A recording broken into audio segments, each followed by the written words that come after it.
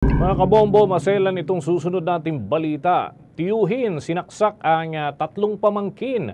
Diyan ho ito nangyari sa Asturias, Cebu at isang naitalang nasawi. Dalawa naman ang critical. May update dyan ng Bombo Radio Cebu.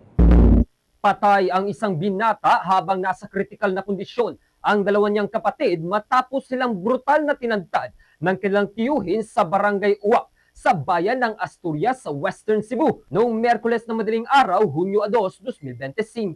Kinilala ang suspect na si George Batumalake, 46 na taong gulang, na mabilis na aresto matapos ang inilusad na manhunt operation ng Asturias Municipal Police Station sa Barangay Vito sa karatig bayan ng Balamban, Cebu, kung saan ito inaresto matapos sumuko sa isang opisyal. Habang ang mga biktima ay kinilalang silang Kyle Padilla, 18 anyos, na idineklarang dead on arrival sa isang pampublikong ospital sa Cebu City dahil sa mga saksak na natamo mula sa matalim na 12 pulgadang kutsilyo na ginamit ng suspect. Ang iba pang biktima ay sina alias Gerald, 10 taong gulang, at si alias Princess, 8 taong gulang, na nasa critical na kondisyon sa ospital dahil sa mga saksak na natamo. Sa inisyal na investigasyon ng mga otoridad, natutulog ang mga biktima sa kanilang sariling silid nang salakayin sila ng sospek. Nabatid na nakatakbo pa si Princess matapos itong masaksak at nakahingi pa ng tulong sa mga kapitbahay.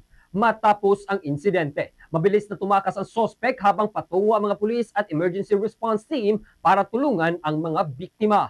Nagtamo rin ng mga sugat sa ulo, noo, likod at iba pang bahagi ng katawan ang mga biktima kung saan si Kyle ang malubhang nasugatan na naging sanhi ng kanyang kamatayan. Sinabi ng Asturias Police Investigator na matagal nang may sama ng loob ang sospek kang Kyle dahil sa pinaghihinalaan umano nito na may relasyon sa kanyang asawa kahit pamangkin ng kanyang asawa ang bata. Nakakuha rin sila ng mga karagdagang impormasyon na may hinanakit din ang sospek noon sa ama ng mga biktima na isa sa mga posibleng dahilan ng kanyang sama ng loob. Kasalukuyang nakakulong ang suspect sa Asturias Municipal Police Station kung saan inihanda ang kaso laban sa kanya para sa murder at frustrated murder. Upon arrival doon, nakita natin yung mga biktima, mga duguan na.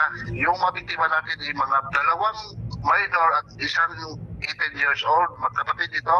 Please, initial investigation is yung dahilan is yung personal grudge. Itong suspect is pamangkin niya yung mga biktima. Mula rito sa lungsod at lalawigan ng Cebu, ako si Bombo Ken Apor para sa number 1 and most trusted radio network in the country, Bombo Radio Philippines. Basta Radio, Bombo!